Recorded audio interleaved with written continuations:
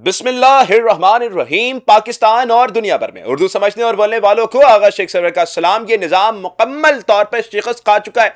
फौज में बड़ी तब्दीलियां होने के लिए जा रही हैं। मामलात क्या हैं इस वक्त, तमाम चीजें आपके सामने रखेंगे। लीमा खान, नौरीन खान, डॉक्टर उस्मा और सुहेल अफरीदी पर गिरफ्तार करने की बाज़गश सुनाई देने लग गई है। यह कहा जा रहा है कि इन चारों अफराद को गिरफ्तार कर लिया जाएगा। तफसीलात हैं क्या, तमाम तर चीजें आपके सामने रखेंगे। बताएंगे आपको कि इस वक्त मौजूदा हालात में इमरान खान का खुफिया पैगाम जो है वो मंजर आम पर आ चुका है। अब इस खुफिया पैगाम में जो है इमरान खान ने क्या बातें की हैं, क्या इस वक्त वो बता रहे हैं, तमाम तर चीजें आपके सामने रखेंगे। इमरान खान की हालत इस वक्त जेल में इंतहाई कर्बनाक है।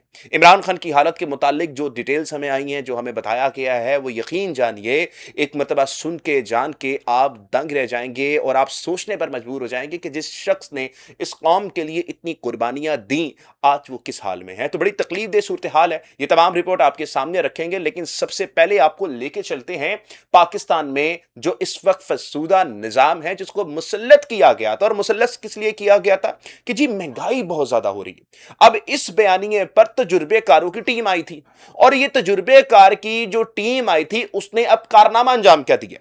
देखें, सिर्फ और सिर्फ 1 साल के अंदर इन्होंने तमाम इंडस्ट्रियों का बट्टा बिठा दिया। करप्शन इतनी ज्यादा की कि कोई पाकिस्तान इन्वेस्टमेंट करने के लिए तैयार नहीं है। और फिर इसके बाद इन्होंने देखा कि हम कहां कहां से अब पैसे निकलवा सकते हैं। इन्वेस्टमेंट तो आ नहीं रही थी आवाम के लिए या फिर कोई भी जॉब्स के लिए जो मौके होते हैं, इंडस्ट्रियल होते हैं ना, वो इंडस्ट्रियां सारी बंद हो चुकी थी। तो अब ये जो तजुर्बेकार थे, इन्होंने सोचा कि जी अब ये हमारे पास जो है ना इन्वेस्टमेंट या पैसे कहां से आएंगे, हमारे धंधे कहां से चलेंगे, हमें 11 अरब का जहाज कहां से मिलेगा, 2 करोड़ के टायर भी हमने लगवाने हैं, सिरे महर का खर्चा है, एवन फ्लीट का खर्चा है। तो इन्होंने 2 काम किए। पहला इन्होंने काम किया कि पेट्रोलियम जो लेवी थी उसके ऊपर बेजा टैक्सेस लगाए, जिसपे पेट्रोल जो 150 की शक्ल में मिल रहा था, और ये तजुर्बेकारों ने कहा था कि जी पेट्रोल जो है ना वो बड़ा महंगा 150 का। ये जब आए, इन्होंने इतना बेड़ा गर्क किया इस निजाम को कि वो पेट्रोल 300 पे जा पहुंचा। और दूसरा इन्होंने ये काम किया कि पूरे मुल्क के अंदर इन्होंने जो बिजली है, आईपीपीज हैं, उनमें जो बेजा टैक्सेस लग रहे थे उनको कम करने के लिए अवाम पर टैक्सेस बढ़ा दिए। और ये टैक्सेस इतने बढ़ गए कि एक मिडल मैन की पहुंच से ही एक जो बुनियादी सहूलत होती है वो भी छिन गई। एक आदमी के पास अपना यह भी हक नहीं है कि वो अपने बच्चों को अच्छे स्कूल में भर्ती करवा सके, क्योंकि 50-60 हजार रुपए हैं वो अब अपने बिजली के बिलों में भर रहा है। अब इन्होंने पेट्रोल में क्या किया, कल रात यानी कि 24 जुलाई जुम्मे के दिन में रात के वक्त इन्होंने पेट्रोलियम प्राइसेस मजीद बढ़ा दी।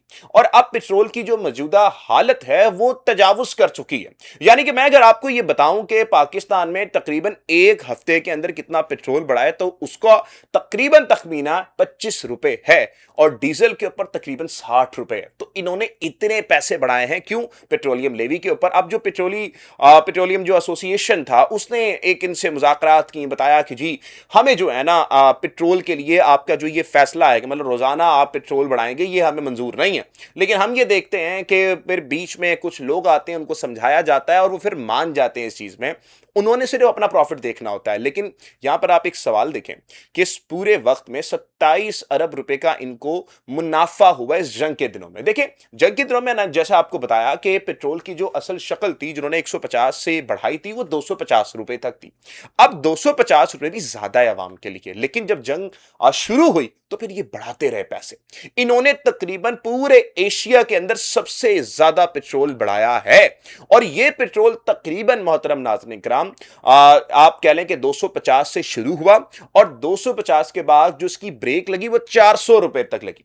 और अब पेट्रोल की जो कीमत है वो 340 रुपए के करीब वो मार्केट में फरोख्त हो रहा है, एक आम आदमी को, मिडिल मैन को मिल रहा है। देखिए, जब ये पेट्रोल महंगा होता है ना, तो इससे इफेक्ट कौन कौन होते हैं? इसी पेट्रोल और डीजल के बढ़ाने से हमारी जो लोअर मिडिल क्लास है ना, वो इफेक्ट होती है। ये अपर क्लास के मसले नहीं है। लोअर मिडिल क्लास वो जो अपने घर का रोजगार चलाने के लिए बाइकिया चलाता है। मिडिल क्लास वो जो फूड पांडा का ड्राइवर है और उसने पेट्रोल डलवा के डिलीवरी करनी है और उसको उतने ही पैसे मिल रहे हैं, उसकी तनख्वाह में इजाफा नहीं हो रहा। फिर उसके बाद जो डीजल है, आप देख लें कि उस पर जो ट्रैक्टर हैं, ट्रक चलाने वाले हैं, रक्षा चलाने वाले हैं, जो गाड़ी में इन ड्राइव चलाने वाले हैं, उन सबके लिए ही मसला होगा। तो ये इन्होंने काम किया है। लेकिन मौजूदा वक्त में जो जहाज का फ्यूल है ना, मैं आपको बार बार बता रहा हूं, वो सस्ता है। वो सस्ता क्यों है? इसलिए कि जो जहाज की कंपनियां हैं وہ اس وقت بڑے گھر پہ شفٹ ہو چکی ہیں۔ تو محترم آپ سمجھ جائیں کہ ترجیحات کیا کیا ہیں، ترجیحات کون کون سی چیزوں پہ یہ رکھ رہے ہیں۔ اب دیکھیں کہ پنجاب کے اندر مریم صاحبہ یہ کہتی ہیں کہ پنجاب میرا بڑا خوبصورت بن چکا ہے، پنجاب کا مقابلہ کوئی نہیں ہے۔ اب میں آپ کو نا پنجاب لے کے چلتا ہوں، لاہور جیسے شہر میں لے کے چلتا ہوں اور آپ کو کچھ ویژولز دکھاتا ہوں ہماری غریب عوام کی۔ جیسے آج پنجاب صاف ہے، چمک رہا ہے کسی بھی ترقی یافتہ ملک کی طرح، ایک انقلاب آ گیا پنجاب کے اندر صفائی کا بھی اور ترقی کا بھی، تو مریم نواز شریف خیبر پختونخوا کو بھی ایسے ہی صاف ہوتا دیکھنا چاہتی ہوں۔ جیسے آج پنجاب صاف ہے، چمک رہا ہے کسی بھی ترقی یافتہ ملک کی طرح، ایک انقلاب آ گیا پنجاب کے اندر صفائی کا بھی اور ترقی کا بھی، تو مریم نواز شریف خیبر پختونخوا کو بھی ایسے ہی صاف ہوتا دیکھنا چاہتی ہے۔ ہو گئے ہیں یہ سارے واقعے کو، کوئی بھی حکومت کا نمائندہ جو ہے نا یہاں پہ نہیں آیا۔ ابھی آپ دیکھ رہے ہیں کہ میں کب باہر ہوں کیونکہ میرا نقصان ہو۔ آپ نے دیکھ لیا کہ کتنا اچھا پنجاب ہے ان کا، انہوں نے تباہ کر دیا پنجاب کو۔ مطلب کہ ایسے ویژولز آپ نے تاریخ میں اگر کبھی دیے نا تو پلیز آپ مجھے نکال کے دکھائیے کہ کیا ہو۔ آگے چلیں گے محترم ناظرین کرام، تو عمران خان کے متعلق کچھ کربناک انفارمیشن موصول ہو رہی ہیں اور بتایا یہ جا رہا ہے کہ عمران خان کی طبیعت انتہائی خراب ہے۔ اب یہاں پر یاسر حسین صاحب ہیں، کے پی کے بڑے قابل جرنلسٹ ہیں، وہ یہ بات کرتے ہیں کہ عمران خان کو جب پچھلی مرتبہ ہسپتال لے کے آیا گیا تھا تو ان کے ہاتھ کپ کپا رہے تھے۔ عمران خان کا جو ہاتھ تھا وہ کپ کپا رہا تھا اور اپنا ان کا جو غصہ تھا وہ بہت زیادہ ہائپر ہو چکے ہیں۔ اب یاسر حسین صاحب کہتے ہیں کہ عمران خان کو ملٹی وائٹامنز دے رہے ہیں ڈاکٹر، جس پہ ان کی طبیعت جو ہے واپس لانے کی کوشش کی جا رہی ہے، لیکن ان کی جو طبیعت ہے وہ انتہائی خراب سے خراب ہوتی چلی جا رہی ہے۔ آنکھ کے مسئلے کے بعد ان کے ہاتھ کپ کپانے لگے ہیں۔ دیکھیں اس عمر میں واقعی میں جو حالات ہوتے ہیں انسان کے وہ اس طرح کے ہو جاتے ہیں کہ اس کے ہاتھ کپ کپانے لگ جاتے ہیں، لیکن عمران خان جیسی شخصیت جو اپنے آپ کو فٹ رکھتے ہیں، ورزش کرتے ہیں، سمجھ نہیں آتی کہ ان کے ساتھ یہ سلوک کیوں رکھا جا رہا ہے۔ یاد رہے کہ جس دن علیمہ خانم کو سلمان صفدر نے عمران خان سے ملاقات کے بعد حوال بتایا تھا نا، علیمہ خان کو تو وہ ظاہری بات انہوں نے ہر چیز بتائی ہوگی جو میڈیا میں نہیں بتا سکتے، تو علیمہ خان مستقل 2 گھنٹے تک روتی رہی تھی، مستقل روتی رہی تھی وہ۔ تو محترم حالات دیکھ سکتے ہیں آپ کیا ہے، اور اس سب میں پی ٹی آئی لیڈرشپ کیا کر رہی ہے، یہ اپنے شہداء کا کیس لڑنے کے لیے گواہی تک نہیں دے سکتے سپریم کورٹ میں۔ یہ ان کے حالات ہیں۔ یہ پھر بات کرتے ہیں کہ جی ہم پر نہ الزامات لگتے ہیں۔ میں دیکھ رہا تھا کہ کچھ صحافی حضرات ہیں، ہمارے بھائی ہیں، ہمارے محسن ہیں، وہ یہ کہہ رہے ہیں کہ جی سہیل افریدی نیکسٹ جلسے میں جو ہے نا وہ لانگ مارچ کی کال دے دے گا۔ تو بھائی وہ پہلے دے کال، کس چیز کا انتظار کر رہے تھے؟ وہ 9 مہینے کس چیز کا انتظار کیا انہوں نے کہ اب کال دیں گے، اب کال دیں گے، پھر کہہ رہے ہیں جی آپ ساتھ دیں، کس چیز کا ساتھ دیں؟ عوام کو انہوں نے رسوا کر دیا، تنہا کھڑا کر دیا ایک صف میں۔ وہ شخص اپنی زندگی اور موت کی جنگ لڑ رہا ہے، ان کو خیال ہی نہیں ہے کسی چیز کا۔ سہیل افریدی صاحب اگر چاہتے تو بہت پہلے یہ دے سکتے تھے کال۔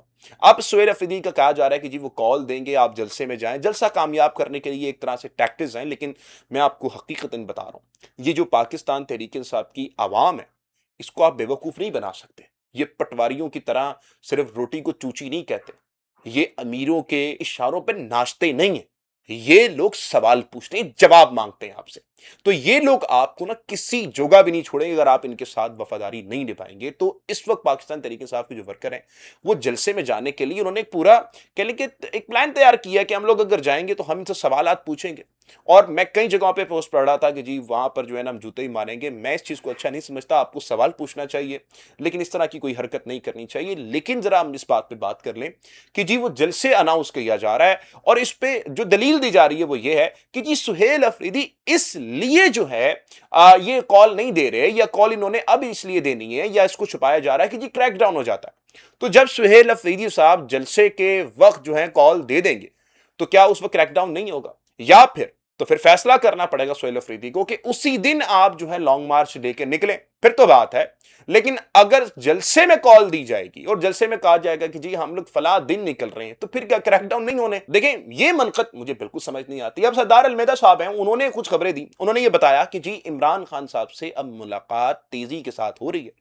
بہت لوگ جو ہیں عمران خان سے ملاقات کرنے کے لیے جا رہے ہیں، اور اس وقت جو ملاقاتوں کا حوال ہے وہ جو سامنے آ رہا ہے اس میں یہ بتایا جا رہا ہے کہ عمران خان صاحب جو ہے ایک مثبت سوچ کی طرف بڑھیں۔ اب یہ مثبت سوچ ہے کیا؟ مثبت سوچ یہ ہے کہ عمران خان صاحب کسی حکومت کی طرف جائیں، کسی حکومت بنانے کی طرف جائیں یا کسی پارٹی کولیشن کی طرف جائیں۔ تو یہ جو خبریں اس وقت آ رہی ہیں میں سمجھتا ہوں یہ بالکل کہہ لیں کہ آپ سر پیر سے ہی فارغ ہیں۔ عمران خان جس نے اتنی تکلیفیں برداشت کی ہوں وہ صرف ایک چیز سے انصاف مانگ رہا ہے اور وہ ہے اس ظالم نظام سے۔ کیا لگتا ہے آپ کو کہ ظالم نظام عمران خان کو کچھ دے پائے گا؟ بالکل نہیں۔ اگر ظالم نظام کچھ دینا چاہتا ہے تو اس کو اپنی جیب کاٹ کے عمران خان کو دینا پڑے گا، کیونکہ ان کی جیب میں عمران خان کی 180 سیٹیں پڑی ہوئی ہیں۔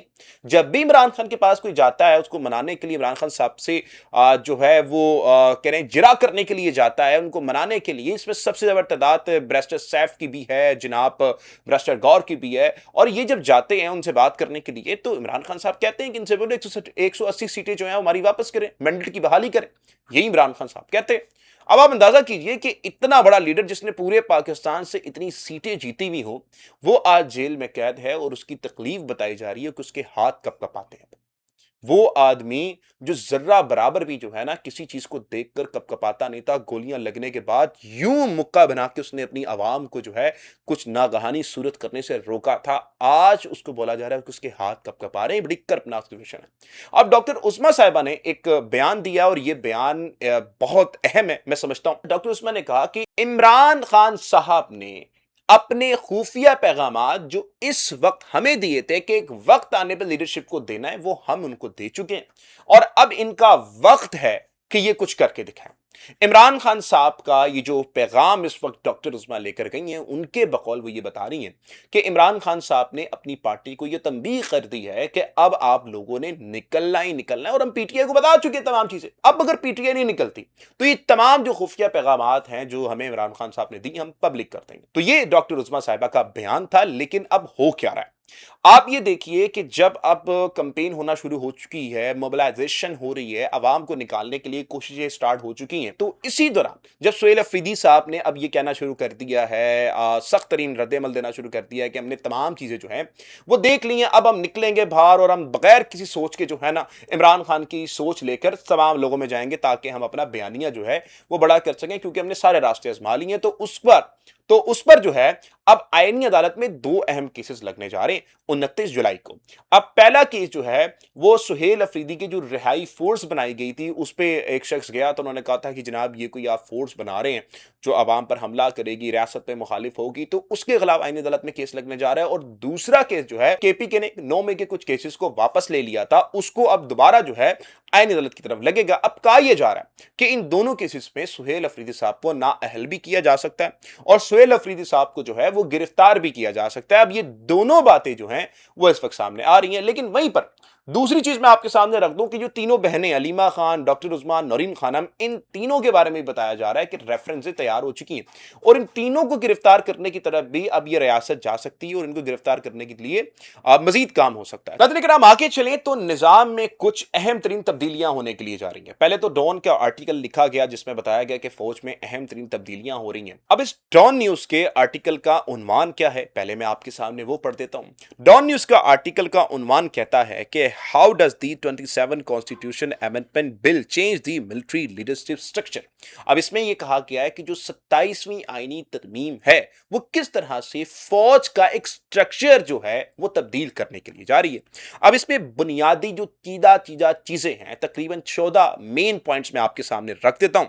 پہلا اس میں پوائنٹ بتایا یہ گیا ہے کہ آرمی چیف کو چیف جسٹس ڈیفنس فورسز بنایا جانا تھا، یعنی آرمی چیف کا عہدہ برقرار رکھتے ہوئے انہیں چیف آف ڈیفنس فورسز کے اضافی ذمہ داری بھی دی جانی تھی۔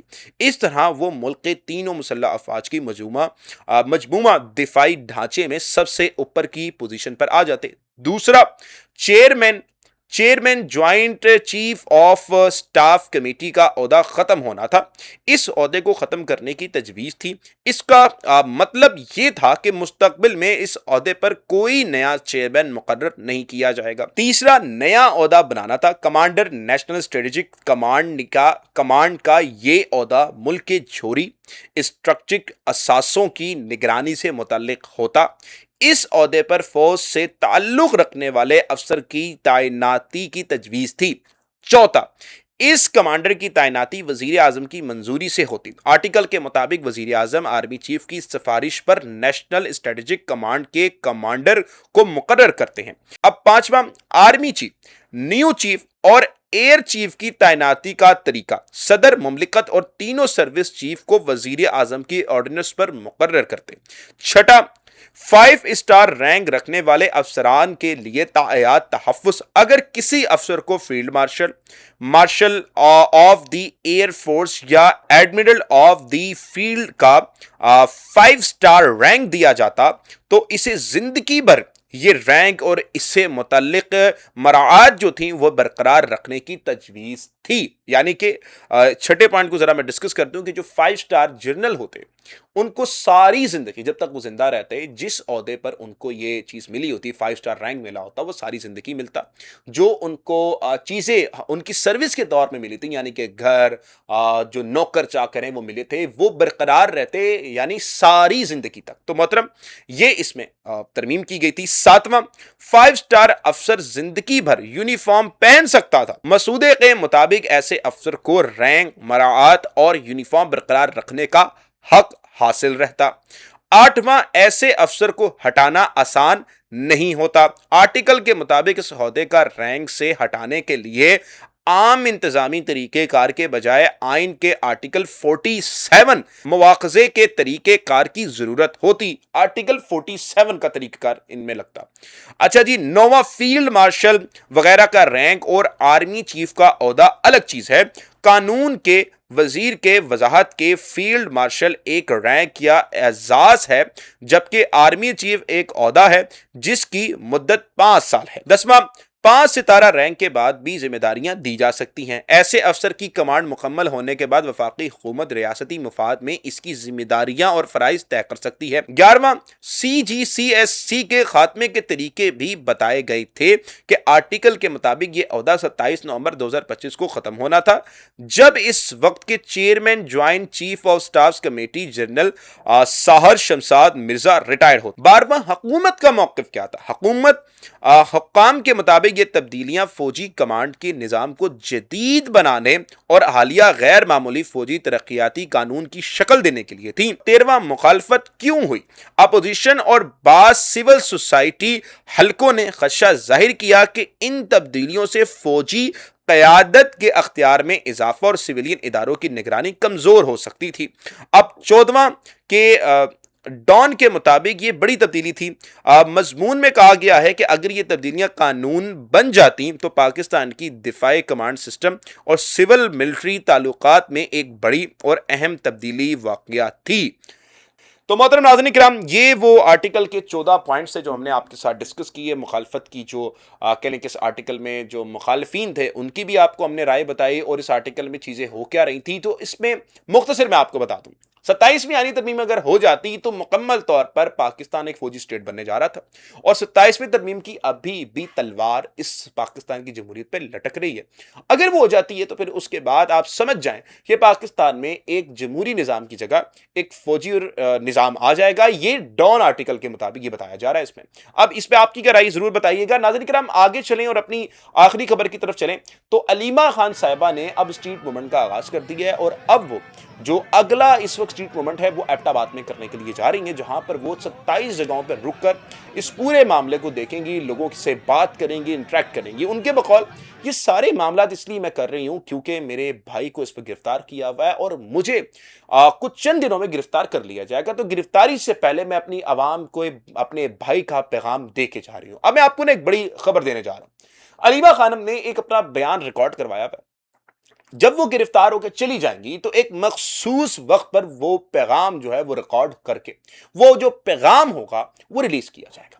اور وہ پیغام جب ریلیز ہوگا تو محترم ناظرین کرام میں آپ کو چیلنج کر رہا ہوں کہ پاکستان کی سیاسی سٹرکچر جو ہے نا پی ٹی آئی کہہ لیں, نون لیگ کہہ لیں, پیپلز پارٹی کہہ لیں, وہ ہل جائے گا. تو علیمہ خان یہ سارا کچھ پلان کر رہی ہیں. اسی کے ساتھ اقبال افریدی جن کو پارٹی آن بھی نہیں کرتی, پارٹی سے ان کے اختلافات بھی بہت ہیں, وہ بھی علیمہ خان کے ساتھ اس وقت نکل رہے ہیں.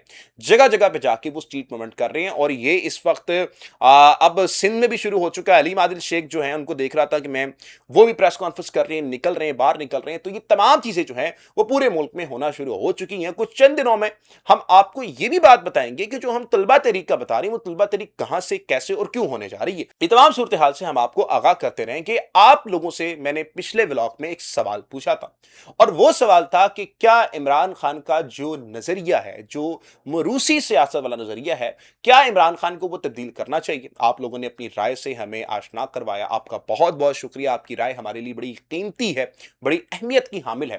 تو وہ رائے میں آپ کے سامنے رکھنے لگا ہوں۔ 90% لوگوں نے کہا کہ عمران خان کا یہ نظریہ موروثی سیاست کا تب تک تو ٹھیک تھا جب تک عمران خان صاحب اس چیز کو بولتے رہے، اور عمران خان نے اس کو کر کے بھی دکھایا، کیونکہ ان کی حکومت میں، عمران خان کی حکومت میں، انہوں نے اپنی فیملی کو کوئی بینیفٹ نہیں دیے، یہاں تک تو ٹھیک تھا۔ لیکن موجودہ وقت میں کیونکہ عمران خان کی جتنی لیڈرشپ ہے وہ اس وقت کہہ لیں کمپرومائز ہو چکی ہے، تو اس وقت عمران خان کو اپنا یہ موروثی سیاست والا نظریہ بدلنا چاہیے۔ یہ آپ لوگوں کی رائے، آپ لوگوں کی رائے کا بہت شکریہ۔